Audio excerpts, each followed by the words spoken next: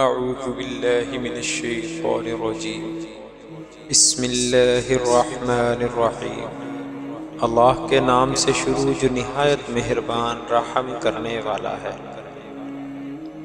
السلام علیکم ورحمۃ اللہ وبرکاتہ۔ عبداللہ بن عباس رضی اللہ عنہما کہتے ہیں کہ ایک شخص نے رسول اللہ صلی اللہ علیہ وآلہ وسلم کے پاس آ کر عرض کیا، اللہ کے رسول، میں سویا ہوا تھا، رات میں نے اپنے آپ کو خواب میں دیکھا تو ان میں ایک درخت کے پیچھے نماز پڑھ رہا ہوں۔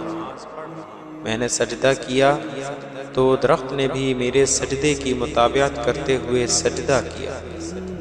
میں نے سنا وہ پڑھ رہا تھا، دعا، اللہم اکتب لی بها عندك أجرا وضع عني بها وزرا واجعلها لي عندك ذخرا وتقبلها مني كما تقبلتها من عبدك داود اللهم اكتب لي بها عندك أجرا وضع عني بها وزرا واجعلها لي عندك ذخرا وتقبلها مني كما تقبلتها من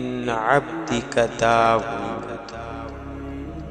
اللهم اكتب لي بها عندك أجرا وضع عني بها وزرا واجعلها لي عندك ذخرا وتقبلها مني كما تقبلتها من عبدك داود۔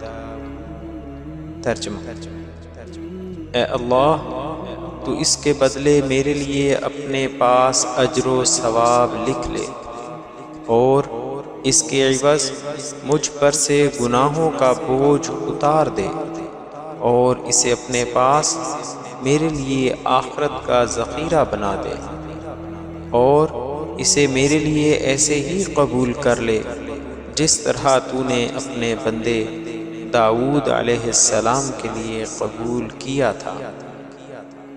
جزاک اللہ خیرا۔